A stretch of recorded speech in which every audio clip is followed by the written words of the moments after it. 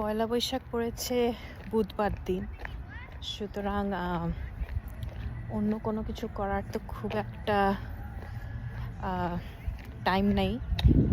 একটুখানি মন্দিরে এসেছি। এটা একটা সাউথ ইন্ডিয়ান টেম্পল। এখানে মন্দিরে একটু ঠাকুর দর্শন করে প্রণাম করে বাড়ি চলে যাব। এটা একটা সাউথ ইন্ডিয়ান টেম্পল, যেমন বললাম খুব সুন্দর, বেশ বড় টেম্পলটা। এখানে ওখানেও একটা জায়গা করা রয়েছে, ওদের অনুষ্ঠান হয়। সিঁড়ি দিয়েও ওঠা যায়, কিন্তু এইখানে ভেতর দিক দিয়ে যাব, তলা দিয়ে জুতো খোলার জায়গা আছে। খুব সুন্দর প্রভিশনিং করা আছে। এখানে জুতো খোলার জায়গা রয়েছে, যদি হুইল চেয়ারে লোকজন থাকে, যারা হাঁটতে অসুবিধা হয় তাদের জন্য হুইল চেয়ারের বন্দোবস্ত করা রয়েছে।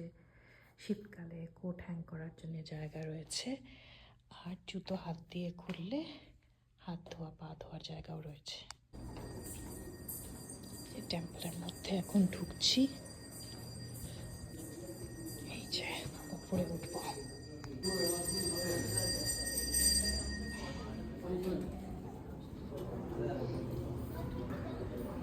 মন্দিরে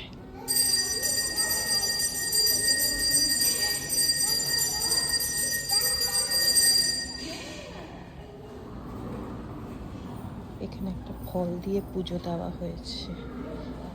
ওইখানে আয়না রাখা রয়েছে, যাতে ঠাকুরের একটা রিফ্লেকশন ওখানে পাবে আর কি।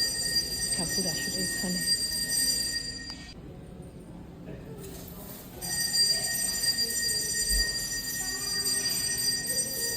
এখানে রাধা কৃষ্ণ আছে, ফল রয়েছে, ফল বলছি, প্রসাদ।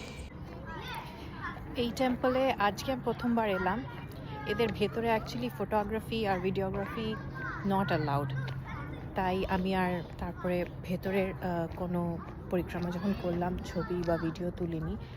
কিন্তু অনেক রকমের দেবদেবী, দুর্গা, শিব, রাধাকৃষ্ণ, হনুমানজি, সব রকমের ঠাকুর দেবতাদের আছে। খুব বড় মন্দিরটা।